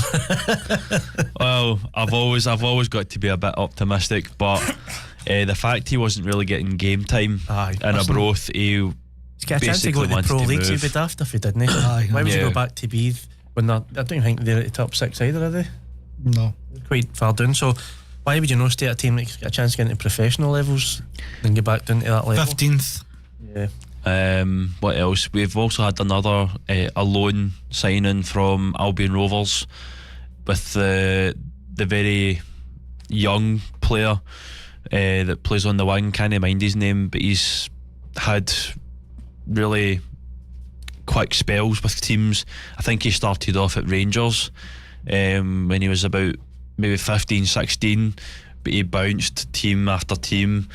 But he was playing with Albion Rovers. Do you think maybe an attitude problem to start with? I think it might have been, yeah. But hopefully, like, once because he's currently got an injury at the moment, but hopefully when he recovers, hopefully Moff and his team can hopefully keep him a wee bit grounded. Because I'm going to start Martin down now. How many times he says hopefully? That must be about 18 now. hopefully. You're not picking on me. It makes a change. Still time, mate. But apart from that, we'll move on to the Strathclyde Demolition West of Scotland League Cup. The real football, let's go, Ricky. So this is for more the kind of locals. Due to like heavy rain at the weekend, blah de blah, some of the fixtures were called off and some went ahead. But as it stands, with the results from the Saturday the 1st of November in round 1, we had Renfrew losing 1-2 to Kilwinning Rangers, and then Threave Rovers winning 5-0 against Darvel. Again, what a landslide for Darvel, getting beat to Threave Rovers. They've got to be in financial difficulty because of every best player they had. They're struggling big time. You just think, have they pushed the boat too far for their big Scottish Cup win? And you know, yeah, I was about to say, I don't think they've fully recovered with that massive bill when they were trying to do up the stadium to try and bring in capacity. And again, that's the pressures that you're under, because you're obviously wanting to get places, but you can't sustain it, so don't go too far. But it's a hard one, because you also think, well, the further we go, the more money we'll bring in, but it doesn't always work out like that. I can't mind. I think I've seen like a YouTube video of like one of these drone tours you usually see going into the tunnel, and then you see like the home and the away dugout, not dugout, but the changing rooms. See the Darvel's home changing room. It's like Man City's. It's like they've got that kind of oval, that oval kind of shape with like their logo bang centre in the middle. That's going to look great with an amateur team there. Oh, it's crazy. And then they've got this massive TV on the wall, and it looks so professional. It looks like it shouldn't even be near like the first division. Listen, I'm going to just quickly rattle through the Champions League scores now before we go for it. Yep, go for it. There's some mental results so far. Paphos FC 1, Villarreal 0 full time. Wow. Karabag FK 2, Chelsea 2 full time. Ajax 0, Galatasaray 0, 60th minute. Benfica 0, Bayer Leverkusen 0, 60th minute. Club Brugge 2, Barcelona 1, 60th minute. Inter 1, Kara Almaty 1, 57th minute. Man City 3, Borussia Dortmund 0, 60th minute. Marseille 0, Atalanta 0, 60th minute. And Newcastle 2, Athletic Club 0, 60th minute. That's a few crazy results in there tonight already. Do you think Chelsea only drew 2-2 with Karabag? That's it's an interesting one, but yeah, Paphos, I haven't even heard of them beating Villarreal. It's unbelievable. Yeah. Club Brugge beating Barca, but it just shows you they're no mugs, Brugge. No, definitely not. I think it's probably one of these underrated clubs that nobody really knows, but they seem to do really well in Belgium, and of course Europeanly. I'm just looking at the Inter They done Milan. great at Ibrox, didn't they, Ricky? Beating Club Brugge isn't for everyone.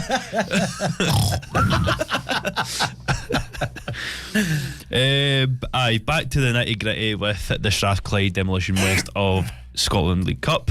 So we've done round 1, on to round 2. Bonington Thistle went all the way with Whitlett's Victoria. It finished 2-2. Went to penalties, and Whitlett's Victoria won 9-8 on pens. Seems quite a lively game, that. Glasgow United lost dramatically to 6-0. 6-0 defeat to Drumchapel United. Glenafton Athletic drew 3-3 with our local side Johnstone Borough. Went to penalties, and Johnstone Borough won 6-5 on pens. Troon drew 2-2 with Cumnock Juniors. Went all the way and went to penalties, and Troon won 4-3 on pens. West Park United lost 1-2 to Benburb, and Wishaw winning 3-2 to Glasgow Perthshire. You know, I'm getting actually sick of cup games now. It's like we've only played 6 games in the league, won 3, lost 3. We need to start picking up points in the league, and every week it just I was seems actually be going to cup say game, cup game. I was going to say that every single game is on this week. There's no cup games in the West of Scotland Football League, and every single team's playing. Way, aye, if the weather's good. Aye, This is when the rain kicks weather in. depending.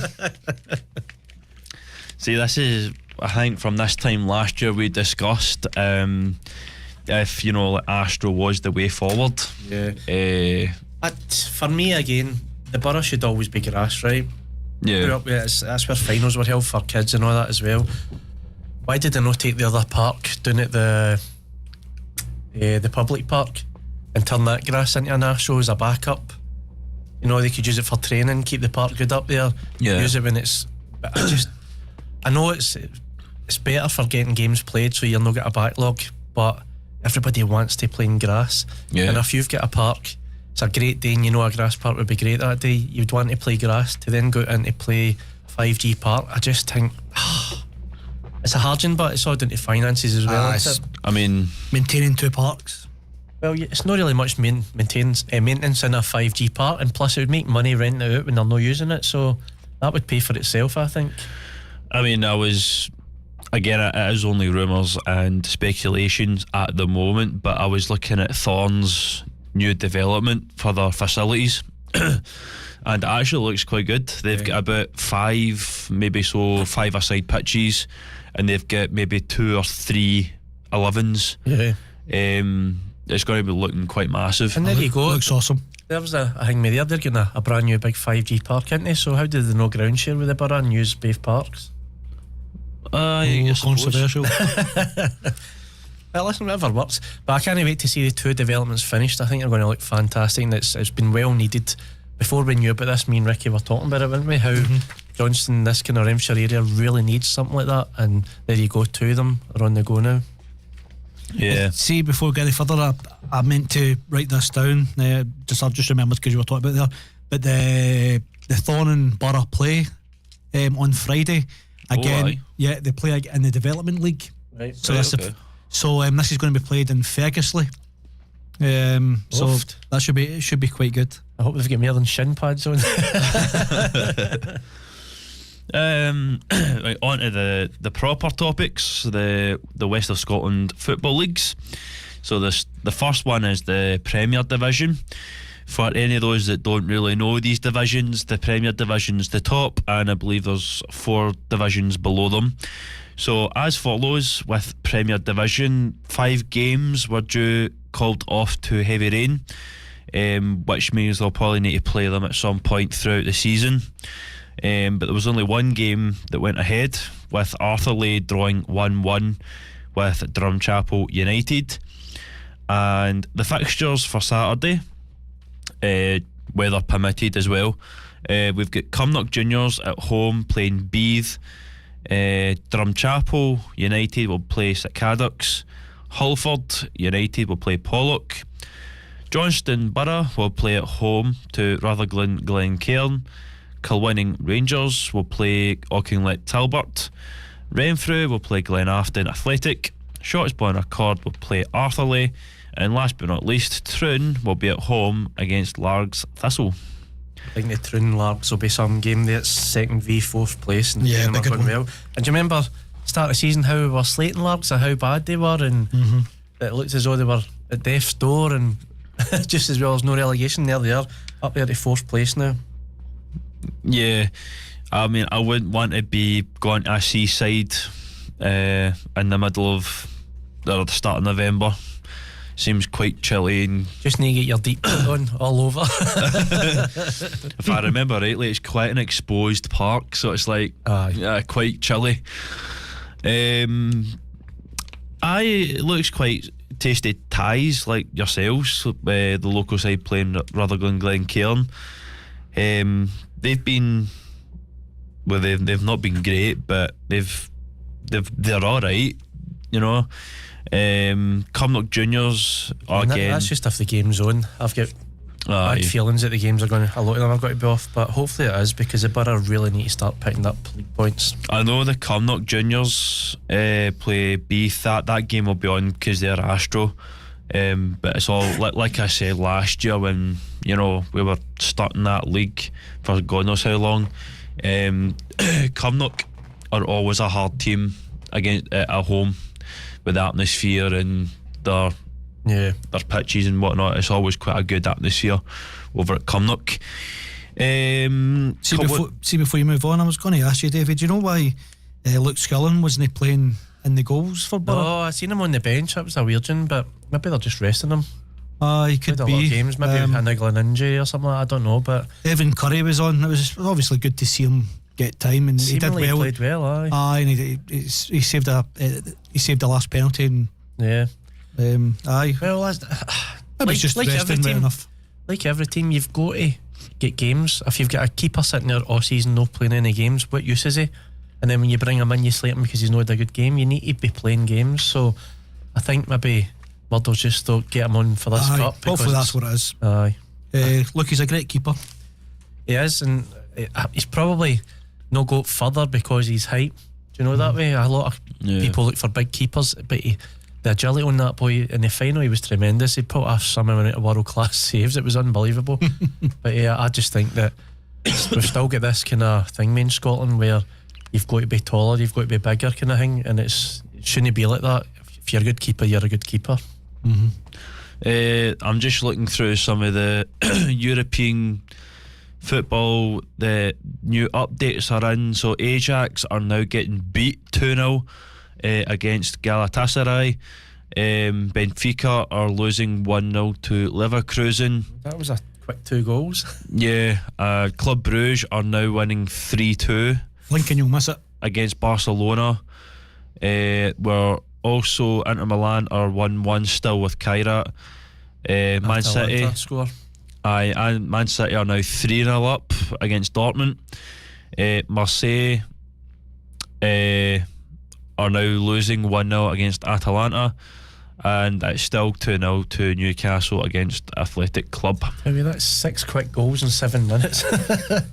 And just a wee update in the Siberian Superliga. Parzian has beaten Jeva 3-2. It's my coot and bust, man.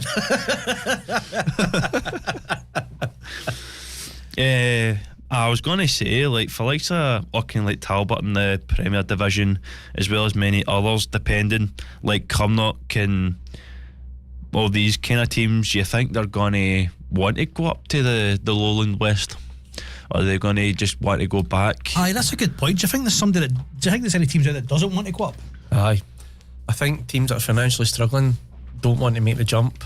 Is there an option to opt out? I think there's always an option to opt out going up. I mean, you probably get professional teams that are desperate to come down the leagues to start saving a bit of money. Yeah. You know what I mean? Like your Dumbartons, if they're playing Lowland League, there's not as much pressure then. You've still got your fan base, you can keep the club afloat. I think in the next 10 years, things will level themselves out to where clubs are meant to be or want to be, so that they can build their club up again, because you know what it's like, the finances are there in Scottish football, and if you're struggling now, what's it going to be like in 10 year time, you know? So I think it's probably sane for a few of them to drop down and some of them not to go up. Yeah. Okay, let's go over to Andy Steele at the Foreign Athletics new Super Stadium on Beeve Road for the SPL game, Johnstone Borough. Where they're supposed to be in 10 years' time. According to your manager game anyway. That's right, yeah. I did give them £100 million though. Hey, just so slightly more than what the Borough got. the first division, which is the next one below the Premier Division, we've got Gartcairn winning 4-1 against Kilburn Lakeslide, and there was only 2 games on, but Irvine Meadow won 5-3 against Neilson. Upcoming this Saturday, we've got Ardrossan Winton Rovers will play Kirkintilloch Rob Roy. Benburb will play Gartcairn. Cumbernauld United versus Darvel. Irvine Meadow will play Thornywood United. Petershill will play Muirkirk Juniors. St Rochs will play Lanark United. Vale of Clyde will play Kilburn Lakeslide, and last but not least, Whitlets Victoria versus Neilston. And these are all 2 o'clock kickoffs, but depending on the weather situation. So I definitely think Gartcairn, they'll definitely go back up to the Premier Division, as well as some other ones like Irvine Meadow. It'll be good to see them coming back up.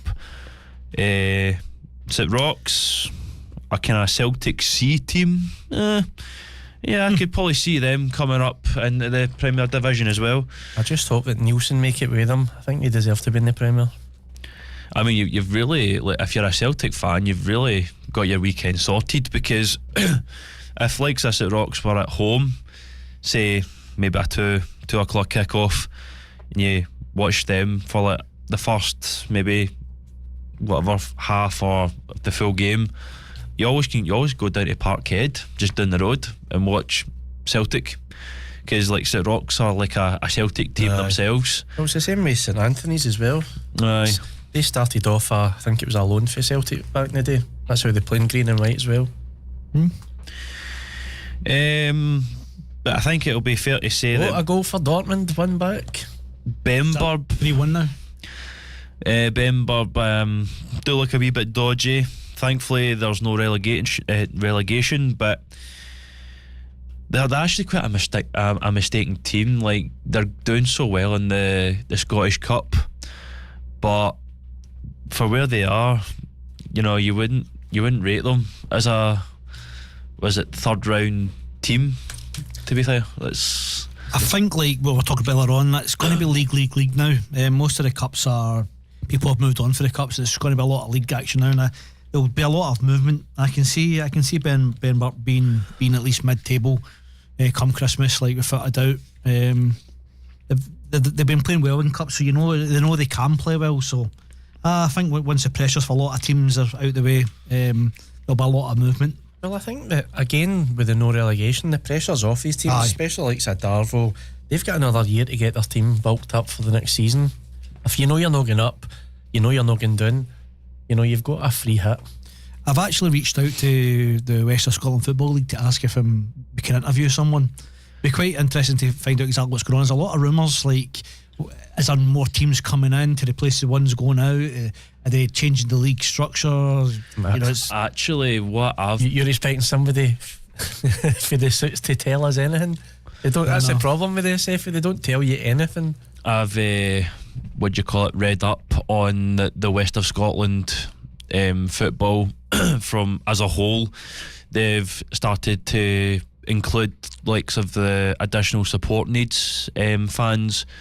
They're bringing in like sensory bags into stadiums to give them a kind of full experience properly for them to basically enjoy their day on a Saturday basis, which I thought was really good.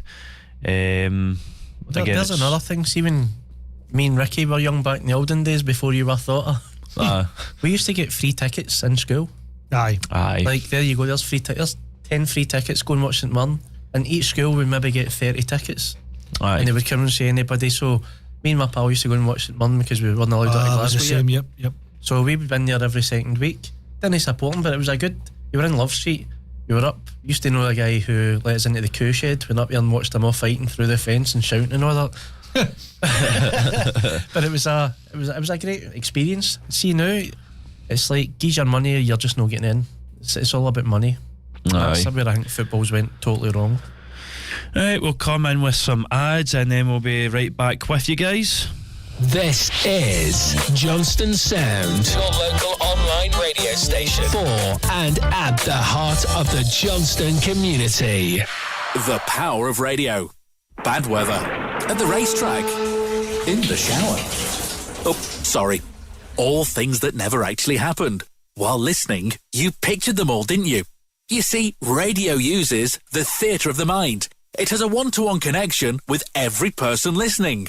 So, if you want to get your business message across, then there is really no more intimate, creative or cost-effective way than using radio. So, to find out more about advertising on Johnstone Sound, email onair@johnstonesound.com. And we won't send our fire-breathing, water-boiling, toaster-popping crowd over to see you. Yeah, and once again, that's not real. Radio advertising. Try it today.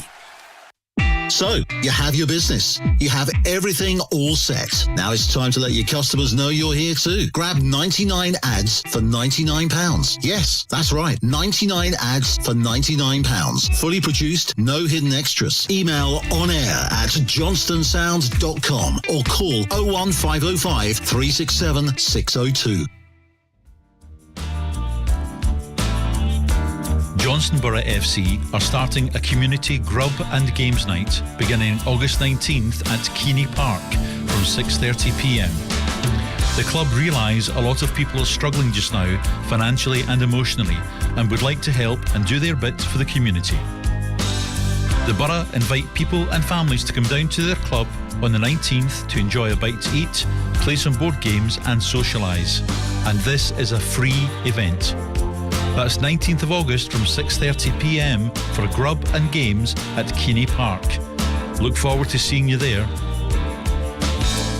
Johnstone Sound is proudly sponsored by Alpha Taxis, Johnstone's #1 taxi company. For a fast, efficient and friendly service, call Alpha Taxis now on 01505 331 444 or download the app from the app stores. This is Johnstone Sound, your local online radio station for and at the heart of the Johnstone community. Alright, welcome back. So we'll just go and dive right into the second division. So the home of Thorn Athletic. You're a wizard, Ricky. What did you say? You're a wizard, Ricky. Ricky get locked in a cupboard up at the Borough for fun day. I can't get much funner than that. I really wanted to go to the White Line Maker. You must have been killing the mood, mate. So, as follows from Saturday in the second division, we had Greenock Juniors winning 6-2 to Forth Wanderers. Kilsyth Athletic lost 2-0 to Caledonian Locomotives. There was only 2 games on that day. The upcoming fixtures for Saturday, we have Ashfield versus Bonnyton Thistle. Blantyre Victoria will play Larkhall Thistle. Cambuslang Rangers will play Caledonian Locomotives. Kilsyth Athletic will play Maryhill. Lasmahago Juniors will play Kilsyth Rangers. Maple Juniors will play Bellshill Athletic. And Threave Rovers will play Greenock Juniors. So I take it, Thorn will be in a cup game then, or if not, they'll have a free week. They must have a free week. That was me saying that all the fixtures are on as well. I'm going to double check that, but it should be right. Just double check, make sure see what they're up to. There's definitely no cup games on. Or unless they've got a pre-arranged friendly somewhere and it's just not been speculated. I don't know. Nah, they're definitely not playing. They're definitely not anywhere in the fixtures. That must be a free week then. Tell you what, they're still doing well. I mean, we went for them to win this league, but when you look at where they were to where they are now, and they're still sitting in a 6th position with a possibility of getting promoted like that, so they can't do any better than that. If you're not going to win it, at least get promoted. I was about to say, it's a top 8, so all these domino effects in each league will also go up from the top 8. So I mean, 100%. I mean, they've only lost 2 games as well, so they're doing well, you know. Exactly.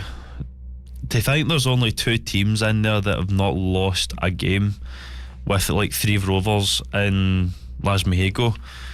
But yeah, there we go. Let's see, 3rd division. Let's have a wee look over there, see what's happening. There was only 1 game on that Saturday. Knightswood winning 6-1 to Port Glasgow Juniors. And the upcoming fixtures, we've got Adair Thistle versus Yoker Athletic. Craigmark Buntonians will play Kello Rovers. Finnart will play Dalry Thistle. Girvan versus Port Glasgow Juniors. Glasgow Perthshire will play Easterhouse. Glasgow United will play Glasgow University. Knightswood will play Glenvale, a nice local side for us. And Lugar Boswell Thistle will play St Anthony's. So let's see, Glenvale. Sitting 11th. Aye, they're doing well. Yeah. Craigmark Burntonians on 20 points along with Dalry Thistle. Who was that? I said Craigmark Burntonians. Listen, Dalry's been doing great. As I said before, they've been sitting like mid-table to just about relegation for the last few years. So they're absolutely flying this year, sitting with 20 points, joint top.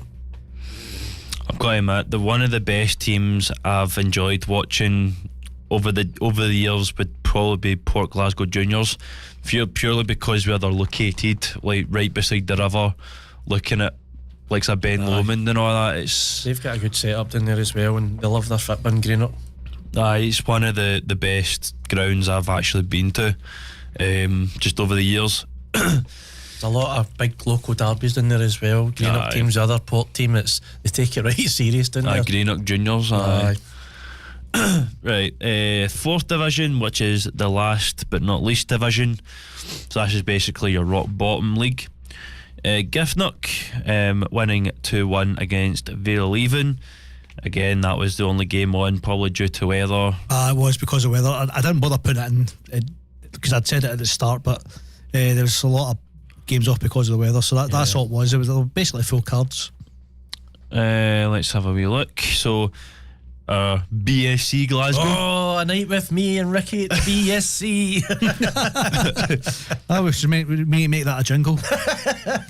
I mean, they'll be right up against it this week because they're playing against Irvine Victoria. Easy, mate. Campbelltown pupils will be at home, annoyingly, and Royal Albert. Hopefully they can get their first win. What if they support Campbelltown pupils next season? I was about to say they're becoming like the new BSC. I Glasgow. ain't get up to Campbelltown for a game. They'll just need to be there with it. We'll just need to be there in spirit. You can beam back, Ricky. I'll send my uncle. He lives down there. East Kilbride YM will play West Park United. Giffnock will play Newmains United. Rossvale will play East Kilbride Thistle. Saltcoats Victoria will play Carluke Rovers. Vale of Leven will play our local sides at Peters, and Wishaw will play Englandton. And just on that, we were worried about St Peters at the start of the year, but they're up at 9th place, just above BSC. They're doing well now. See, that's the thing. It's a long season. You can't judge anybody in the first 5-6 games. No, definitely not. Yeah. Can I just say that if anyone's listening to us, obviously in the live stream, but those who are not, we live stream the show now, and Facebook automatically does subtitles, and I'm watching it and it keeps going it's actually like seeing we go well, you know, they're doing, it's actually coming up. It's quite funny. I know. Go say a couple of funny words. Says supercalifragisticexpialidocious. Wonder if that comes up. Just start talking Ned and it will never clue. Alright, big chap. Sorry, moving on. So just to finish off our football news and whatnot, just to finish off with our European stuff in the Champions League, Ajax are slipping away because it's now 3-0 to Galatasaray. Benfica are still only losing 1-0 to Leverkusen. Club Brugge are now in a drawing state with 3-3 with Barcelona. Inter Milan have found an equaliser. It's 2-1 against Kairat. Man City are currently 3-1 with Dortmund. Marseille, there must have been a goal chopped off because Atalanta don't have their goal. It must have been chopped off. It's still 0-0. And Newcastle are currently 2-0 against Athletic Club. I'm just trying to figure out how that equaliser's making Inter win 2-1, Callum. But aye, it's a good result for Inter to be drawn with Kairat. They've been hammered every game this season so far. They need to beat them. Barcelona getting back to level by a Leverkusen, that's a big away win if they can get it. It's not bad. And that is pretty me for the football. So it's down to you, Ricky, or Davey, for the pools and darts and whatnot. Well, the pool this week is singles. So there's, as I said to Ricky, I think there's over 240 entries into the singles this year, which is unheard of. I have listed them, but we ain't reading them. It was it'd be like you're into the pre-season stuff again when you didn't remember all the transfers. But it's an unbelievable turnout. They were meant to do all the singles this year into the 3 pool halls, which was Houston, Lockheys and Pockets, but there's too many players, so they've had to try and ask the pubs with 2 tables first, and then I think a couple of pubs with just 1 table has been involved as well to get through these fixtures. Right, okay. But the results for last week in the Premier League was Killockbar B7, the Keystone 0, Houston's D1, Red Fox. You've got this the wrong way, Ricky. That's the Championship.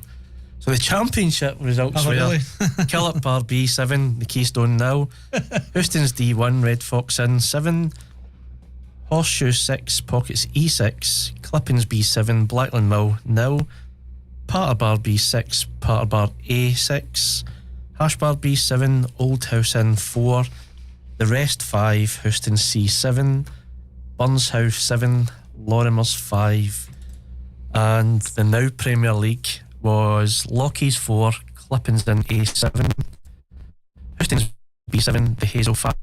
The Hazel are winning 5-4 when I left there as well. And Houston's they've not been beat yet, so I thought they were going to get a great win there. JB6, Hashbar A6, Pockets C7, Pockets A1, a doing for my old team.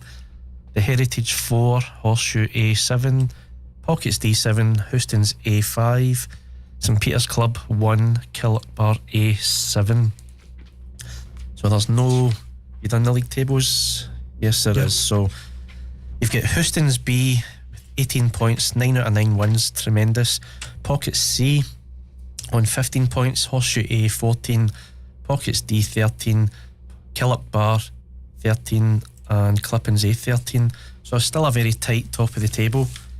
And in the Championship, Pockets E 16, Red Fox in 15, and then you've got Killockbar B, Houston C, and Horseshoe B, and Burnshouse all in 12 points, with 3 points behind us. So yeah, it's been a really good season so far. Really looking forward to the singles. A lot of people are going into the singles for the first time. It's a great experience because you're out there for yourself rather than a team. You can just relax and let it go, to be honest. You're playing Gary Hunter, it says here on the fixtures. I think he plays with the... Is it the A team maybe? Houston's A? Houston's, it was definitely Houston's. So that's the old Speightstown Inn. Mm-hmm. So I think I know who he is, but when I looked him up, I don't think he's played any league games this year. He's been playing county games, so we'll soon find out. There's so how does that work? How many games you need to play? What's it? Well, best of? They're talking about changing it. This year was meant to be first to 3, I think. Every game you play somebody. So when I get through the next round, if I win, then it's like wee mini sections. So there's the 2 above us, I'll play the winner of them, and then the 4 above us, whoever wins out all of them, you'd go in to play them, and then it kind of gets played out until I think there's a last 32 or 16 or whatever, so there's a finals night. But I think it's been chopping and changing because of how many's entered it. They're trying to work out how to do it. The best there way was to do talks the other day of cutting it down to first to 2 for the first round, just to speed things up, because I think it's going to be one long night just for the way everybody's entered it. But it's great to see. I don't think there's a league out there in Scotland with as many players in a singles as this. Is there an entry fee or anything like that? It's a fiver a head. I think it's a lot of money for winning it as well. I think rate's about £500, maybe more now. Yeah, that sounds about right with the amount of entries there's been. But I'll tell you what, I seen one of the groups, and it's just the mini groups, and there's 4 top tier players all playing each other. So that's 3 top tier players out right away in the first round. Which you'll spend the winnings on? You know, I don't play the singles much. The last time I get through at the final of the first night, and there's a boy you'll see him, I think he's second or third in the MVP of the Premiership, Craig Michael. He's fantastic, and I was so close to beating him 2-0, but got beat 2-0. So it's just on the night, isn't it? It is. The best player in this league by far. There's another goal for Man City. He get put out his first time in the singles 2-0 in the Burns House, and everybody was kind of shocked. Then he went on to win it. I think he's won it maybe twice, or he's beaten 2 finals or something like that. But he's by far the best player in the league, and as I say, he was knocked out 2-0 in the first round. So it just depends on the night. A bit of luck, somebody having an off night, you just never know. But there's a lot of top players, so it's going to be interesting. Sounds good. Anything for you, Ricky? Oh yeah, the darts. So we'll run through the darts quickly because we're running out of time here. Because I'll probably do the wee bit of ice hockey as well, and then we can call it. So it was league action, and in the first division it was Clacton Arrows 5, #bar 4, Flying Horse 4, the Midton 5, Hag C2, Hag A 7. Oh, it was wee derby there. Hag A beating the C team. Pockets B3, the Clipping 6, and Tartan Thunder 3, Pockets A6. And in the second division, we had #Bills 5, Hazelnuts 4. That's definitely I prefer that more than Tartan Thunder. I love those 2 names. Hazel Arrows 0, Bishopton Social Club 9, Midton Bowling Club 8, Callum's 1, Rumours 2, Tartan Rose 7, and finally St Peter's beat Habbies 9-0. And the fixtures for Monday is the League Cup semi-final, so most teams not playing. It's Hag A versus the Clacton Arrows, and #bar versus Pocket A. Both of those ties will be played at Midton Bowling Club, and Hag and Clacton will use board 2, and # in Pockets will use the match board. And that is the darts. Nice one. Just briefly with the ice hockey, Glasgow Clan over the weekend on the Saturday the 1st, they were playing East Fife away over, I believe, in Fife. Glasgow Clan came out 5-0 winners there, and the day after they were playing again at the Glasgow Arena in Braehead, and they were playing Dundee Stars, and Glasgow Clan came out as winners there 4-1. But I'm looking at the fixtures for their upcoming games. Let's see, so the Saturday the 8th, so it'll be this Saturday, they'll be travelling away to Dundee Stars, and the day after, the 9th, they'll be away to Guildford Flames. So that's their kind of weekend fulfilled with the fixtures for the ice hockey.